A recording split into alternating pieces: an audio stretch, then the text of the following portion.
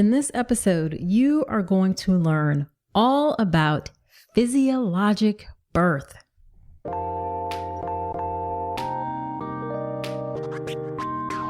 Welcome to the All About Pregnancy and Birth podcast. I'm Dr. Nicole Calloway Rankins, a board-certified OBGYN who's been in practice for nearly 15 years. I've had the privilege of helping over 1,000 babies into this world, and I'm here to help you be calm, confident, and empowered to have a beautiful pregnancy and birth. Quick note, this podcast is for educational purposes only and is not a substitute for medical advice. Check out the full disclaimer at drnicolerankins.com/disclaimer. Now let's get to it. Hey, real quick, before we get into this episode, my new and improved online birth course, The Birth with Power Pathway, is coming in May. If you want to feel calm, confident, and actually prepared for your hospital birth, this is for you. The best way to be the first to know when it drops, join my email list at drnicolerankins.com/email. Hello. Welcome to another episode of the podcast. This is episode number 190. I am so glad that you're spending some of your time with me today. I'm so excited for this episode. I'm kicking off the new year 2023 with a really important topic, and that is physiologic birth. I was inspired to do this episode by Gianna Fay. She is a certified nurse midwife. She was a guest on the podcast on episode 168, where we chatted about all things midwifery. And she sent me a message asking me if physiologic birth is a topic that I'd be willing to cover because it gets talked about a lot. And my response was, sure, but how do I talk about this? It's not a topic that OBGYNs are taught much, if anything, about. And quite honestly, we often scratch our heads at the term, like, what does that even mean? But as I said, the term gets used a lot in the online space, but it's not often defined. So I said, okay, let me roll up my sleeves, see what information I can find on physiologic birth so I can learn about it myself and also share that information with you. So I found two great documents that we're going to go through today. One is a document called Supporting Healthy and Normal Physiologic Childbirth, a consensus statement by CNM, MANA, and NACPM. I'll tell you what those are in a minute. And in that statement, I'm going to walk you through their description of what is physiologic birth, things that influence physiologic birth, and then recommendations for policy, as well as benefits of physiologic birth. And then we'll talk about the ACOG, the American College of Obstetricians and Gynecologists, committee opinion on approaches to limit intervention during labor and birth. And in that one, we're going to talk more specifically about specific interventions like continuous support during labor, routine amniotomy, which is breaking the water, intermittent auscultation, which is listening to the fetal heart rate intermittently instead of continuously like typically done, hydration and oral intake in labor, maternal position during labor, and second stage of labor pushing technique. There were a couple other things in that document that I chose not to include, like what happens when your water breaks early and then when to start pushing. I just didn't feel like those were as effective. But if you're interested, I'll put the links to both of those documents in the show notes. And as I talk through the contents of those documents, I'm going to add in my own take or 2 cents or experience, expertise based on what I know and what I've seen, and comment on some of the things that are in the documents. This is going to be some great information. You're going to learn a lot. I did, and I know you are going to find it super duper useful. Now, before we get into the episode, I have some exciting news to share, and that is my birth plan class, Make a Birth Plan the Right Way, is back. My super popular class is back and better than ever. It is now exclusively a live class where I'll be teaching the content of the class live, of course, updated with the most helpful information. And I'm so excited about doing it live because we get to connect. You can ask me questions and you can learn in real time how to make a birth plan the right way. because you know that a birth plan is important to help you have the birth that you want, especially in a system that can take a patriarchal approach to birth, can try and take away your power, can be racist. However, those templates and forms don't cut it. If you show up to the hospital with one of those filled out forms and think that that's going to really help you in terms of having the birth you want, you are sadly mistaken. Making a birth plan is a process that needs to start during the prenatal period, where you ask the right questions so you know whether or not the person who's going to be with you, the doctor who's going to be with you, and the hospital where you give birth actually support the things that you want for your birth.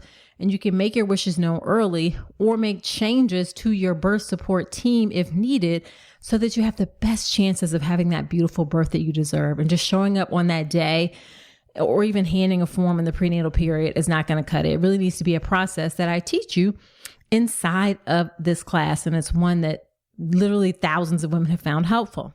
So the live class is Tuesday, January 17th. I'm teaching it twice that day, 1 p.m. Eastern Standard Time and 7 p.m. Eastern Standard Time. Now, I am only teaching this class live 4 times a year. Okay. So if you are due in January, February, March, or April of 2023, then you definitely need to go ahead and hop on this class in January. Even if you are due later, you can always go back and listen to the replay of the video, because you'll have access to the replay forever. Now, not only will you have access to the replay, but you'll also still have the opportunity to ask me questions in real time, because as a bonus, when you join the class, you also get to join the Pregnancy and Birth Inner Circle community. That is my private Facebook group where you will be able to connect with other pregnant mamas, receive support during your pregnancy, childbirth, and postpartum journey. The group has an amazing community manager who's a doula. She's also a mom of 2. And it's just a place where it's not like there's no judgment, there's no shaming. Everyone is really accepted and welcoming and opening and helpful. If you like the evidence in the podcast, then the community in the Inner Circle community is very similar. And this is also the place where you will get the closest access to me. All right. In the group, I do live Q&A sessions where I answer questions about pregnancy and birth. People tag me, ask me questions, I respond. So this is the place where you can get the most access to me as well as you go through your pregnancy, childbirth, and postpartum journey. And that comes as a bonus when you sign up for the live class. Again, it's Tuesday, January 17th, 1 p.m. Eastern Standard Time, 7 p.m. Eastern Standard Time. And registration is open now. Head to drnicolerankins.com/register and secure your spot today. All right, so let's get into the conversation about physiologic birth. So the first document that I want to start with is something called Supporting Healthy and Normal Physiologic Childbirth, the consensus statement by ACNM, which is the American College of Nurse Midwives, MANA, which is Midwives Alliance of North America, and NACPM, which is National Association of Certified Professional Midwives. This statement was released in May of 2012. So that is 10 and a half years ago. Okay. 10 and a half years ago. And just a little bit of a background about the statement taken from the statement itself. This consensus statement represents the work of a task force comprised of representatives from 3 U.S. midwifery organizations whose members are experts on supporting women's innate capabilities to birth. It was extensively reviewed by maternity care organizations and leaders. And the aims of this statement are to provide a succinct definition of normal physiologic birth, identify measurable benchmarks to describe optimal processes and outcomes reflective of normal physiologic birth, identify factors that facilitate or disrupt normal physiologic birth based on the best available evidence, create a template for system changes through clinical practice, education, research, and health policy, and ultimately improve the health of mothers and infants while avoiding unnecessary and costly interventions. It goes on to further say that this statement is placed in the context of the current widespread application of technological interventions that lack scientific evidence to a primarily healthy birthing population, The use of obstetric interventions in labor and birth has become the norm in the United States. More than half of all pregnant women receive synthetic oxytocin to induce or augment labor. That demands additional interventions to monitor, prevent, or treat side effects. And then nationally, 1/3 of women deliver their babies via cesarean, which has potential for serious short and long-term health consequences. So that's the context in which this document was made and formed. And keep in mind again that this is 10 years ago. I'm going to comment on that as well. All right, so let's start off with how normal physiology of childbirth is defined according to these organizations. So a normal physiologic labor and birth is one that is powered by the innate human capacity of the woman and fetus. The birth is more likely to be safe and healthy because there is no unnecessary intervention that disrupts normal physiologic processes. I push back on that a little bit. I do think birth can still be safe and healthy even if you intervene. So that part is a little tricky, but I get it where they're saying that physiologic birth is one that is powered by the innate human capacity of the woman and fetus. Like birth has been happening for millions of years. And so it can't happen without intervention. It does go on to immediately say some women and or fetuses will develop complications that warrant medical attention to assure safe and healthy outcomes. However, supporting the normal physiologic processes of labor and birth, even in the presence of such complications, has the potential to enhance best outcomes for the mother and infant. So what I see that as saying, which is really important, is that yes, sometimes we do need to intervene to assure the safety and safety and health of the mom and baby. However, we can still adhere to the normal physiologic things that happen in labor and birth without us intervening, even in that context. And I agree with that 100%. Let's talk about something most pregnant women aren't getting enough of, omega-3 DHA.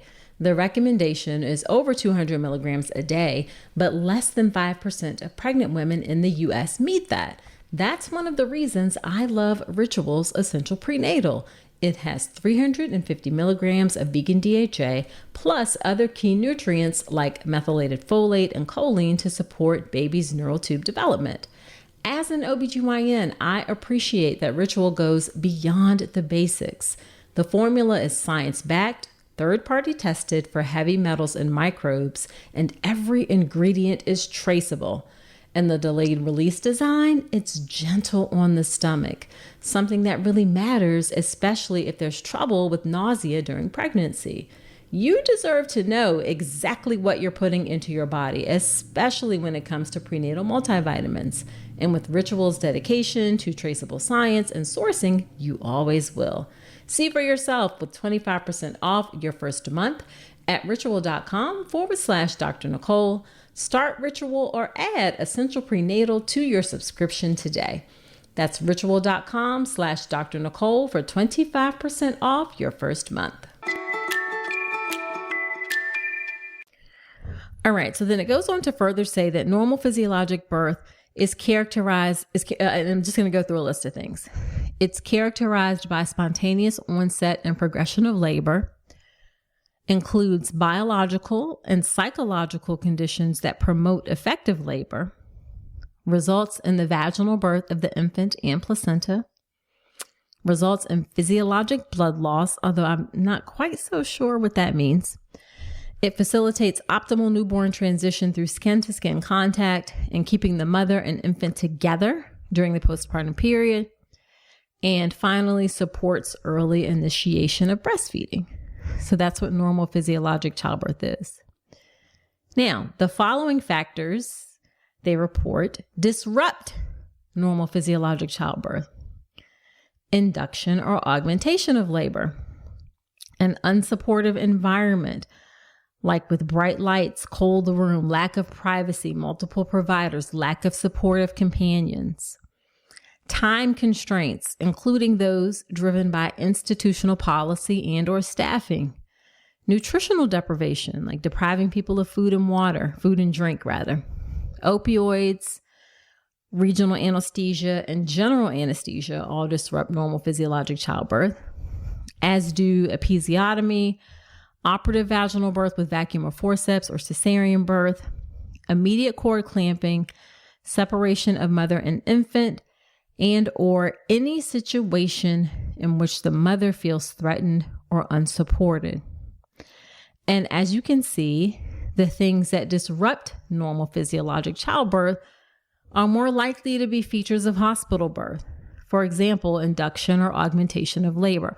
Although that one I will push back a little bit on, because certainly in the midwifery community or out of hospital community, there are lots of things that are done to attempt to induce or augment labor that are quote unquote considered natural, like dates or castor oil or nipple stimulation. Okay. So yes, I would say medical augmentation or induction is more likely to be associated with hospital birth, but I want to be clear that augmentation or induction are concepts that are not just limited to hospital birth.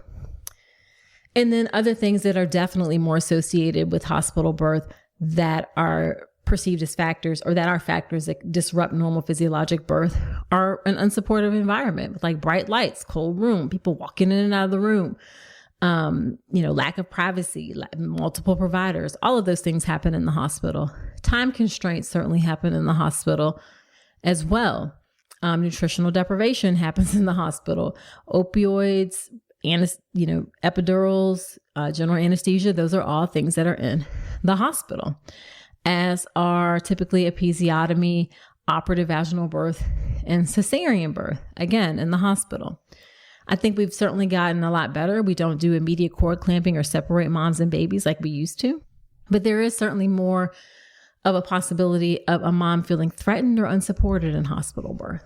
So the argument, or I don't want to say argument because that makes it sound like it's contentious, but the data supports that things that disrupt normal physiologic childbirth are more likely to be present in the hospital. And then the final thing that it says that I thought that was really important in terms of just kind of the concept of physiologic birth is that regardless of intervention or outcome, childbearing care perceived by the woman as disrespectful or traumatic is more likely to be associated with maternal psychological morbidity and potential for disrupted mother-infant attachment. I agree with that 100%. So often you will hear me say that when people are dissatisfied with their birth experience, it's not necessarily because of a specific outcome.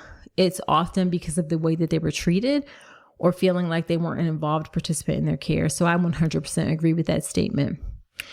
And the other thing that I will add, that not only may things happen that necessitate the interruption of physiologic birth, for example, if there are problems with the pregnancy and you need to be induced for whatever reason, but the person giving birth may also choose to interrupt physiologic birth.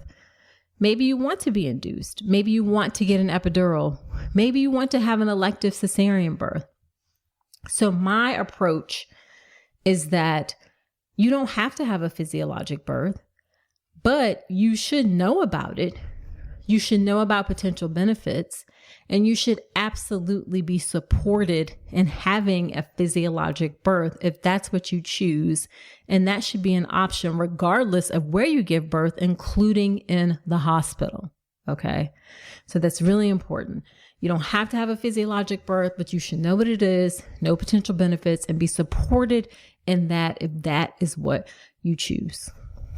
So speaking of some of the benefits of physiologic birth, so according to the document, it says that optimal physiologic function of the neuroendocrine system enhances the release of endogenous oxytocin and beneficial what's called catecholamines in response to stress. And these hormones help promote effective labor patterns and protective physiologic responses, including enhanced endorphin levels, facilitation of cardiorespiratory transition and thermoregulation of the newborn, successful lactation, enhanced bonding behavior between the mother and infant. So that sounds a lot of scientific-y, but basically it's saying you respond better to stress and the baby has a better chance or is better able to transition to newborn life. You also have better success with establishing lactation. It goes on to further say when there's optimal physiologic functioning, women are less likely to require interventions to artificially augment labor, which can potentially interfere with their ability to cope with pain. So when you have things that augment labor, like specifically Pitocin, yes, it can increase the pain and your challenges with coping with that pain. And then finally, it says when labor progresses spontaneously, there's a reduced likelihood of fetal compromise or need for instrument surgical intervention. And that is true.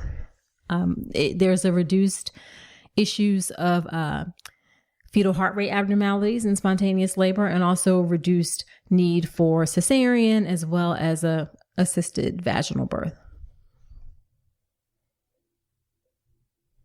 All right. So in terms of other benefits, one of the things it says is the short-term benefits of normal physiologic birth include emerging from childbirth feeling physically and emotionally healthy and powerful as mothers. I will argue that that is not exclusively limited to physiologic birth. Lots of people feel that way regardless of whether or not they have a, quote, physiologic birth experience. So that is not unique just to physiologic birth. However, I do acknowledge that many people do feel very empowered after having a physiologic birth experience. And then some other things it goes on to say is that their infants will benefit from the ability of their mothers to respond to their needs and from the lack of exposure to medications that can affect neurological behavior.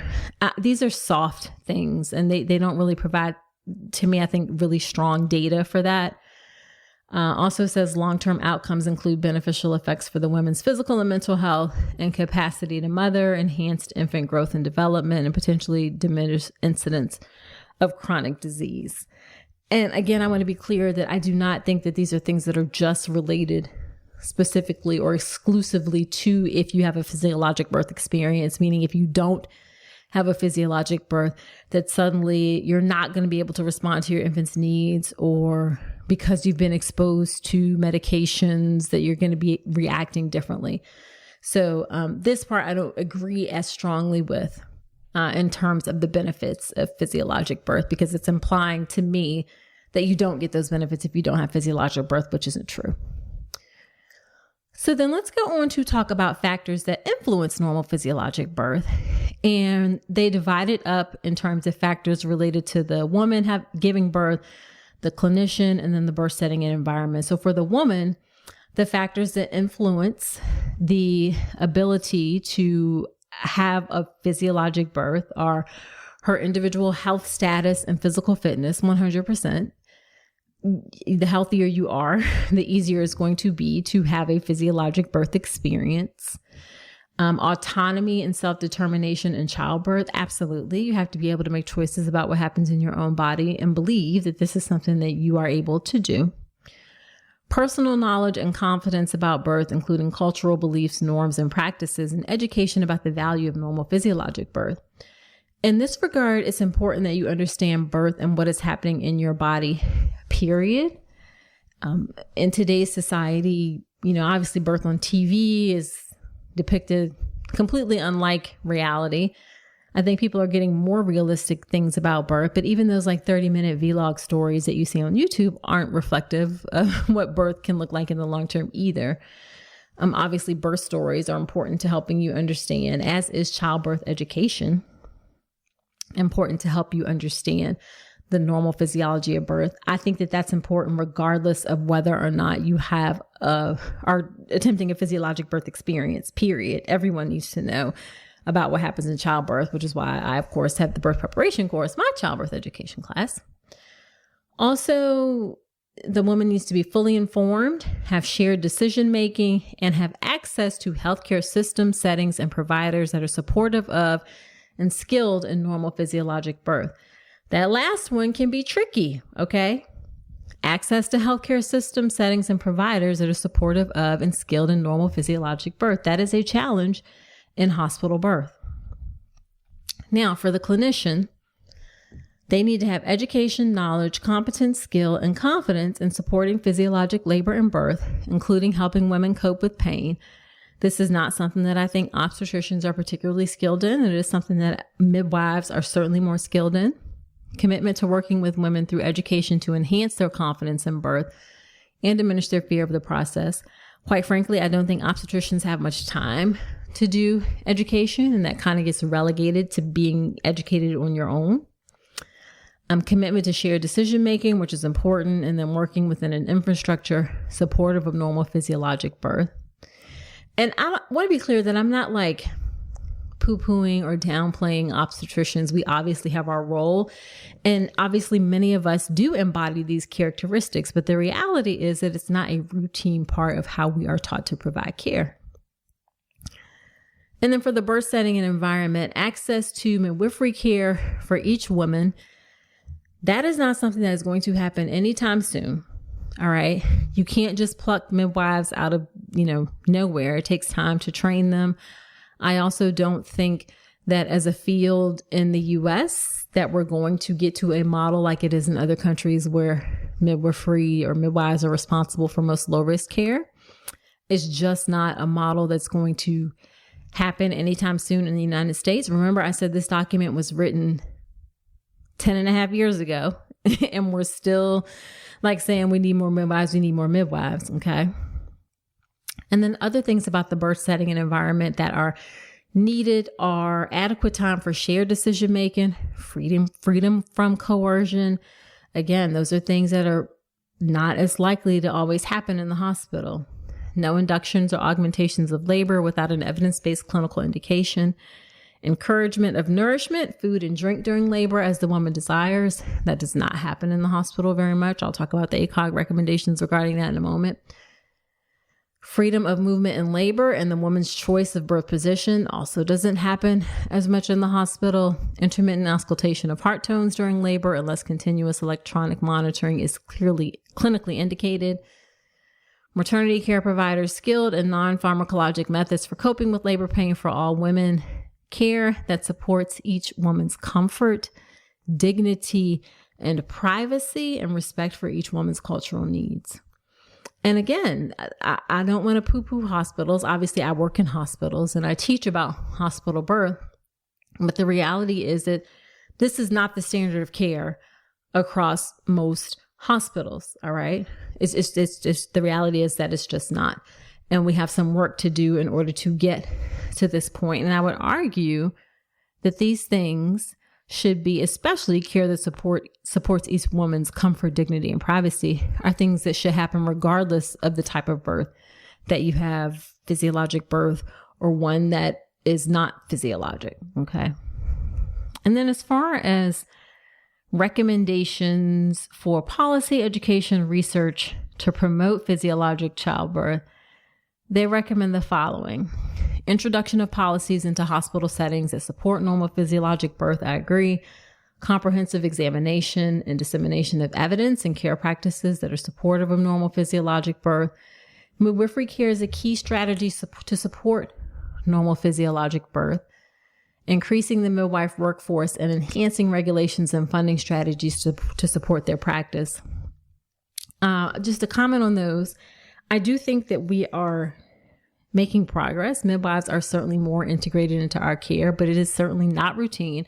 And again, it's not going to be routine anytime soon because the opportunities just aren't there. The number of midwives aren't there. What needs to happen and what I think is more feasible is that obstetricians learn to adopt pieces of midwifery care that are applicable for our low risk patients. Okay. That is something that we can do. That is something that we should do. That is something that I did as part of my own practice and becoming a better physician and working around midwives and seeing the different things and strategies about supporting normal physiologic birth. We absolutely can and should do that. And then finally, recommendations about competency-based interdisciplinary education programming for maternity health care clinicians and students on the application of care that promotes normal physiologic birth. Again, it's just not something that is routinely practiced or taught, is how to support normal physiologic birth. Okay. It's just not.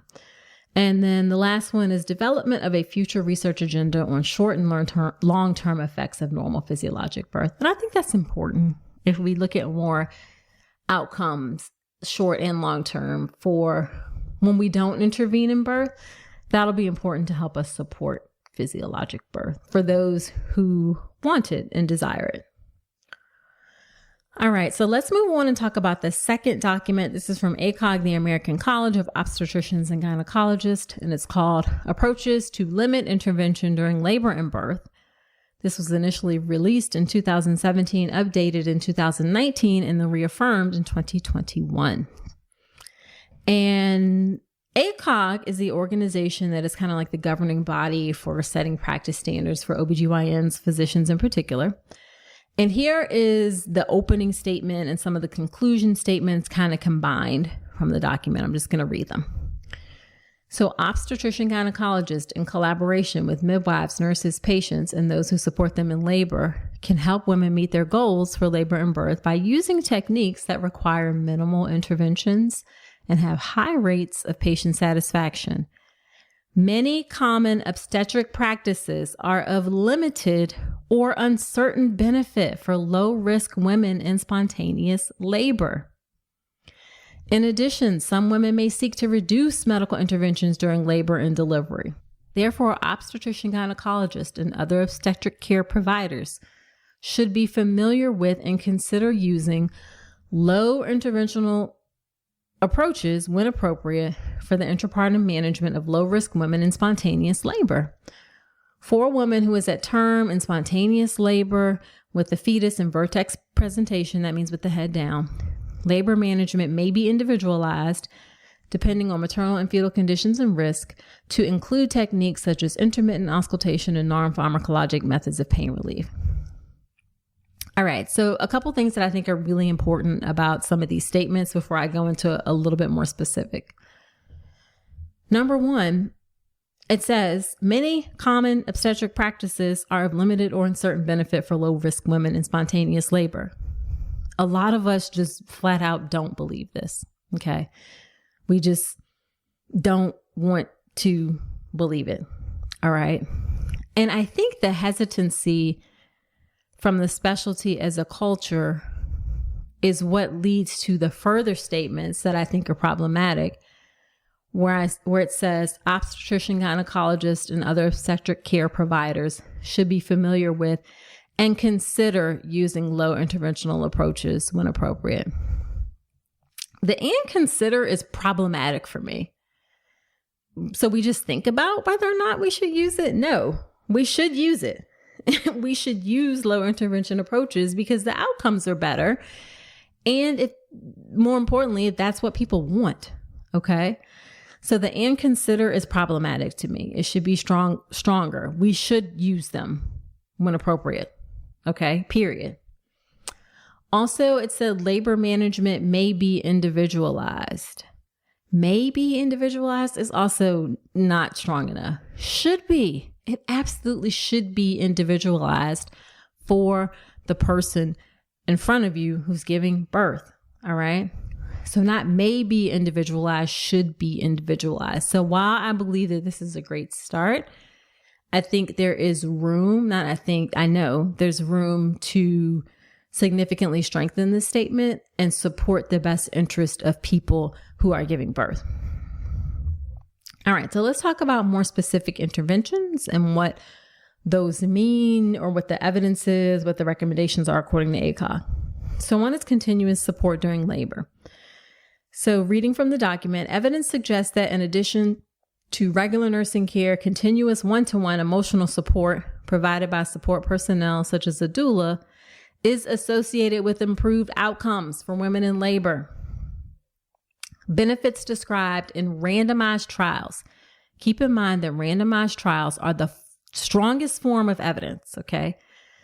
Benefits described in randomized trials include shortened labor, decreased need for pain medication, fewer operative deliveries, and fewer reports of dissatisfaction with the experience of labor. In an evidence review, a woman who received continuous support was less likely to have a cesarean or a newborn with low 5-minute APGAR scores. And continuous support has a modest positive effect on shortening the duration of labor, shorten it by, on average, 0.69 hours, so less than an hour, so not much, but a little bit shorter. and a modest effect on improving the rate of spontaneous vaginal birth. Okay. It also may be cost effective because of the associated lower cesarean rate.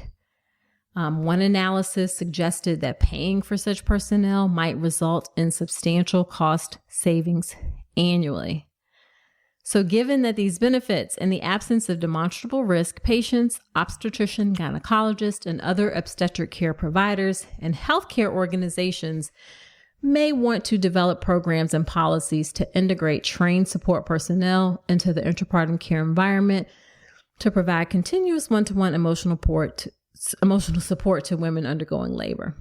Again, that last statement, I think, is intentional, that they say may want to develop. Okay. ACOG, I believe, don't want to be too forceful with things and say should, even though the evidence is there. But really, when we see the overwhelming support, this is something that we should support as well. And that is continuous labor support.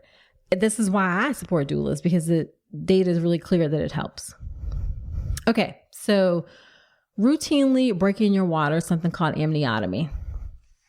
So statement says, for women with normally progressing labor, no evidence of fetal compromise, routine amniotomy need not be undertaken unless required to facilitate monitoring.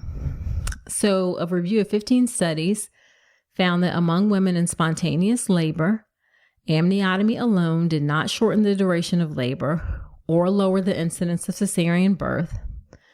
Also, when compared with women who did not undergo amniotomy, those who did, they were similar in terms of patient satisfaction, frequency of 5-minute APGAR scores, umbilical cord prolapse, abnormal fetal heart rate patterns. So I think it's important there to say that it's not that people were less satisfied if they had amniotomy. So I think that's an important point to make.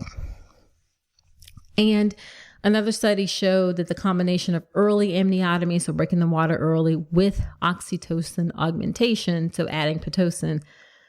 So another study evaluated combining early amniotomy with oxytocin augmentation. And this study, looking at 14 trials, found that that combination did result in a modest reduction in the first stage of labor. So from 0 centimeters to completely dilated. So it reduced that time by 1.11 hours on average. So not a lot. And then also a little bit of a reduction in cesarean birth rate when compared to just waiting. So using amniotomy and oxytocin together did slightly reduce the duration of the first stage of labor and slightly reduce the cesarean birth rate. Okay. But the evidence wasn't considered so strong that it's something that we should do because it doesn't have a lot of overwhelming benefits. So the takeaway is that it does not have to be undertaken unless it's required to facilitate monitoring. Okay, next is intermittent auscultation. So that's listening to the heart rate intermittently as opposed to continuously. Continuous electronic fetal monitoring was started in order to try and reduce the risk of perinatal death and cerebral palsy.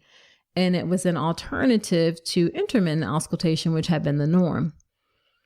It was adopted widely. However, it has not been shown to significantly impact perinatal death or cerebral palsy at all when used for women with low-risk pregnancies.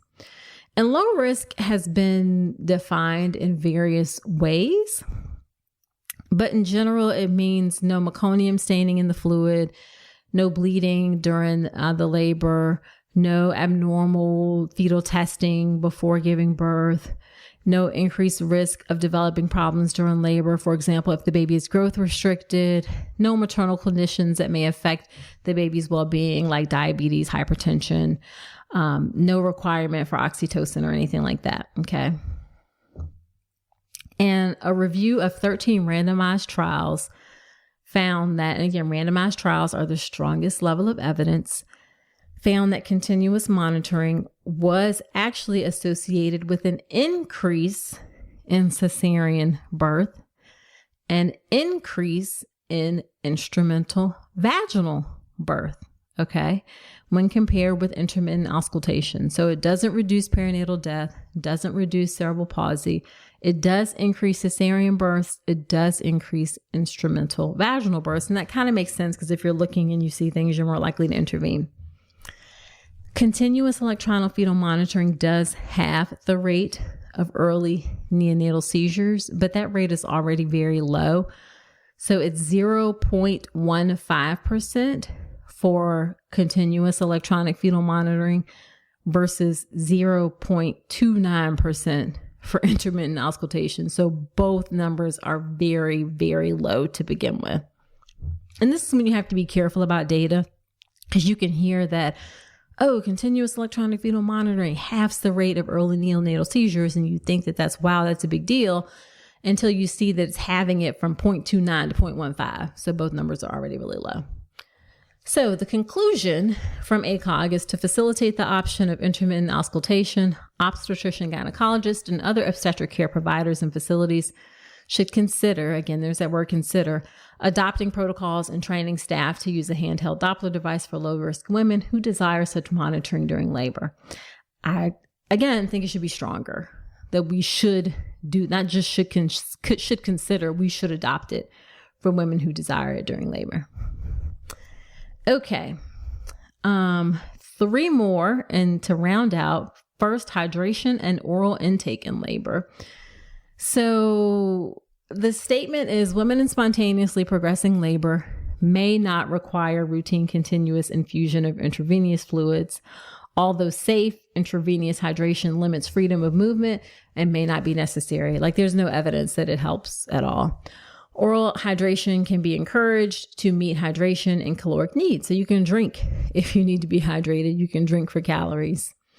Arguments for limiting oral intake during labor center on concerns for aspiration and its sequelae. I talk about this inside the birth preparation course, but in general, the thought is that if you have to go under general anesthesia, if you have solid foods or something heavy on your stomach, you can aspirate where that content comes up and gets into your lungs, and that can be bad. However, those restrictions have been questioned because of the low incidence of aspiration with current obstetric anesthesia techniques. It's very rare that you need to be put to sleep for a C-section.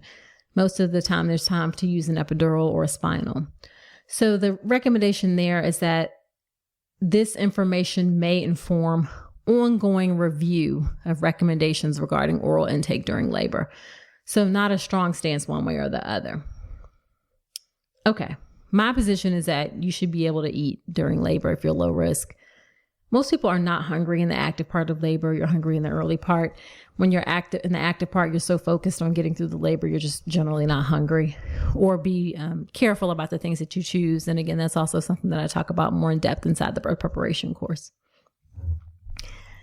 Okay, maternal position during labor. Observational studies of maternal position during labor have found that women spontaneously assume many different positions during the course of labor. So it's like normal to move around during labor. And it further goes on to say there's little evidence that any one position is best. Moreover, this is really important. The traditional supine position, which is laying on your back during labor, has known adverse effects such as supine hypotension and more frequent fetal heart rate decelerations. Therefore, for most women, no one position needs to be mandated or prescribed. Okay. This is something that unfortunately we do too frequently, is have people just only stay and lay on their backs. It goes on to further say that frequent position changes during labor to enhance maternal comfort and promote optimal fetal positioning can be supported as long as adopted positions allow appropriate maternal and fetal monitoring, and treatments are not contraindicated by maternal, medical, or obstetric complications. Again, so important, it says can be supported, I think should be supported. And we look into some of the studies and data. One study showed that comparing upright positions like walking, sitting, standing, kneeling, with recumbent, lateral. Recumbent is like kind of sitting up slightly, lateral on your side, or supine laying all the way flat. During the first stage of labor, that's the early part from 0 to 10 centimeters, found that upright positions shorten the duration of the first stage by about an hour and 22 minutes. Okay. But the key thing is that it shortens it by an hour and 22 minutes, but that is more than when labor is shortened by breaking the water artificially and oxytocin. So we can just change people's positions, let people move around, and shorten that first stage of labor and not have to intervene. Okay. We have something that actually works better than intervening at shortening that first stage of labor. Women are also in upright positions are also less likely to have a cesarean birth. Another review of randomized controlled trials did show that upright or lateral positions compared with supine positions are associated with fewer abnormal fetal heart rate tracings, fewer episiotomies, decrease in operative vaginal birth. It is, however, associated with a increase in second degree tears. Okay, so second degree tears and an increase in blood loss greater than 500 cc's, okay, or 500 milliliters. All right. Also, interestingly, in a study of upright versus lying positions during the pushing stage of labor among nulliparous women, so women having their first baby with low dose epidurals, there were actually fewer spontaneous vaginal births among those who were assigned to the upright positioning. So that is also interesting. There were no evidence of other associated harms. So the general consensus, again, is that various positions should be supported. There's little evidence that one position is best. All right. And then the final thing I want to talk about is the pushing techniques. We are often taught, OBGYNs and other obstetric care providers like nurses in the US are often taught to encourage women to push with what's called a prolonged closed glottis effect. Like Valsalva maneuver, like bearing down during each contraction. So hold your breath, bear down, count to 10. Okay. However, when not coached to breathe in a specific way, women will often push with an open glottis. So they aren't bearing down and holding their breath while pushing.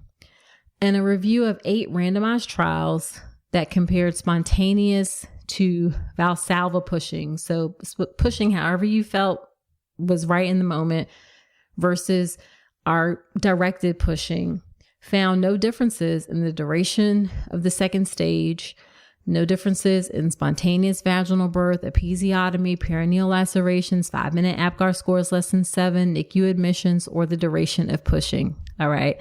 So it didn't make a difference. Okay. It didn't make a difference. So the consensus was that in consideration of the limited data regarding superiority of spontaneous versus Valsalva pushing, each woman should be encouraged to use her preferred and most effective technique. So I think it's interesting in some places where they say should be, like here they say should be encouraged, which is very true. And I think this is because this is a fairly easy thing to do, right? Whereas things like changing monitoring or amniotomy or like continuous labor support are things that aren't necessarily as easy to do, so they don't get the stronger level of support. Okay, so just to recap and add a couple of Dr. Nicole's notes on physiologic birth. Normal physiologic childbirth is characterized by spontaneous onset and progression of labor, includes biologic and psychological conditions that promote effective labor, results in the vaginal birth of the infant and placenta, results in physiologic blood loss, facilitates optimal newborn transition through skin-to-skin contact and keeping the mother and infant together during the postpartum period, and supports early initiation of breastfeeding. The following factors disrupt normal physiologic childbirth: induction or augmentation of labor, an unsupportive environment like bright lights, cold room, lack of privacy, multiple providers, lack of supportive companions, time constraints, including those driven by institutional policy and or staffing, nutritional deprivation of food and drink, opiates, regional anesthesia or general anesthesia, episiotomy, operative vaginal or abdominal birth, immediate cord clamping, separation of mother-infant in any situation in which the mother feels threatened or unsupported.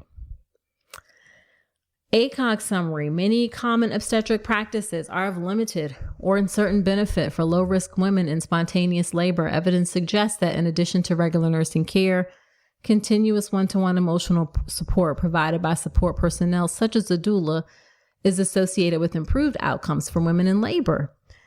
Data suggests that for women with normally progressing labor, no evidence of fetal compromise, routine amniotomy, routinely breaking the water, need not be undertaken unless required to facilitate monitoring. The widespread use of continuous electronic fetal monitoring has not been shown to significantly affect such outcomes as perinatal death and cerebral palsy when used for women with low-risk pregnancies. Women in spontaneously progressing labor may not require routine, continuous infusion of intravenous fluids, and for most women, no one position needs to be mandated or prescribed.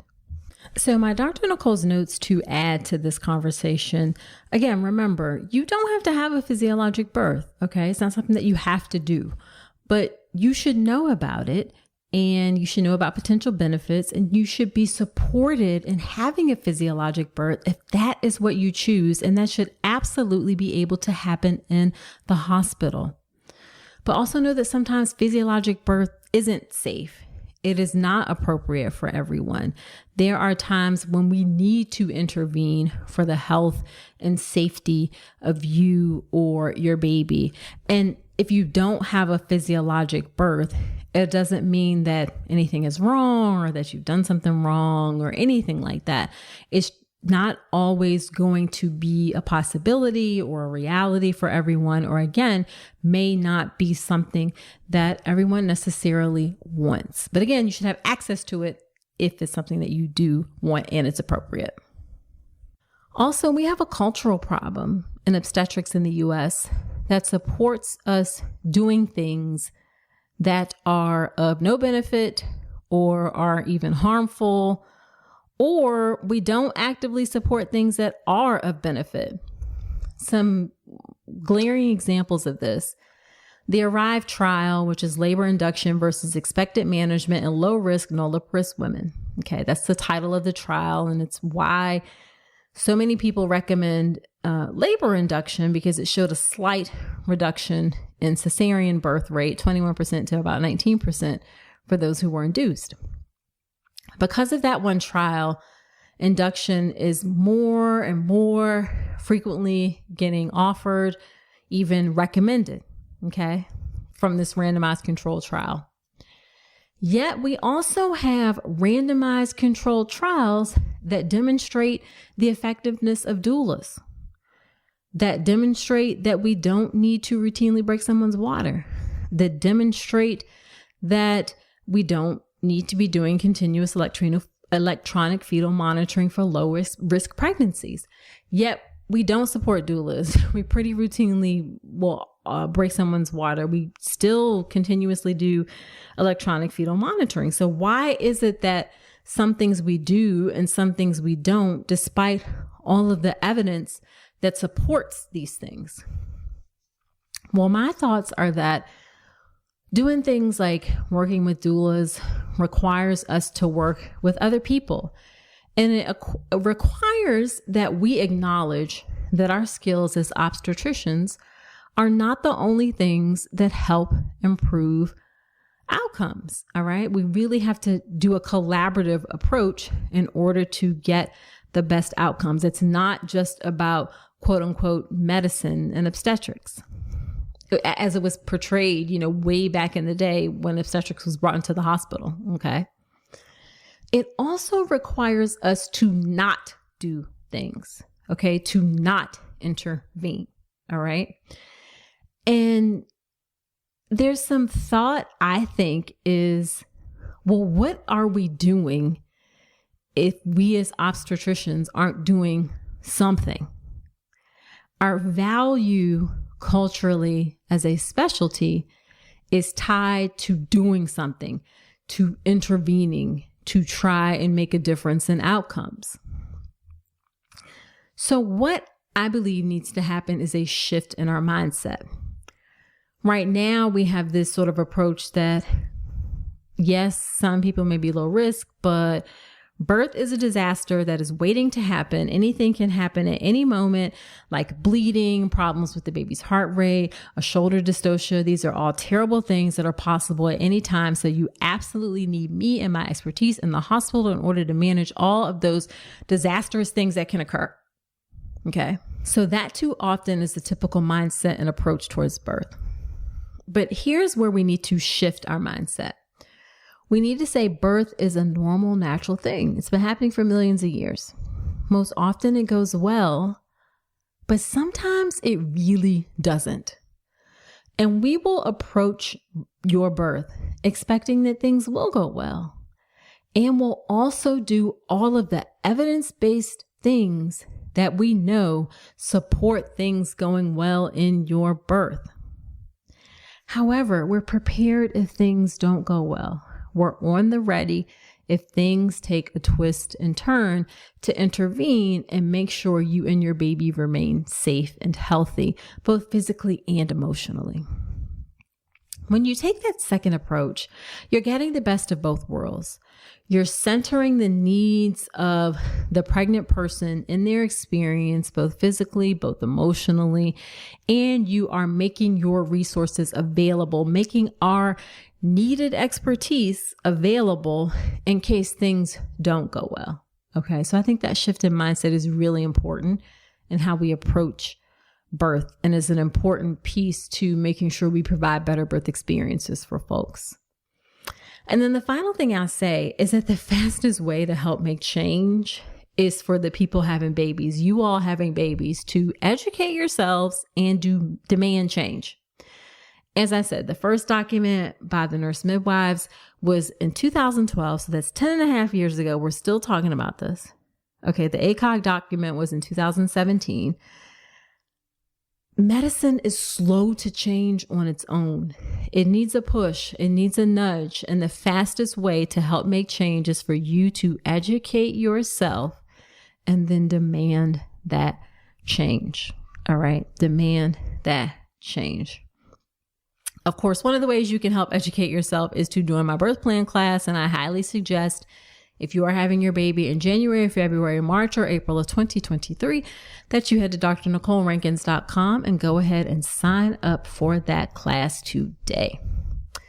All right. So there you have it. Do me a solid. Share this podcast with a friend. Sharing is caring. It helps me to reach and serve more people. So I appreciate you helping me to do that. Also, subscribe to the podcast wherever you're listening to me right now. And if you feel so inclined, leave a review on Apple Podcasts. I'd love to hear what you think about the show, or shoot me a DM. Let me know what you think. You can find me on Instagram. I'm at Dr. Nicole Rankins on Instagram, where I also provide lots of great information on pregnancy and birth there as well. So that is it for this episode. Do come on back next week and remember that you deserve a beautiful pregnancy and birth.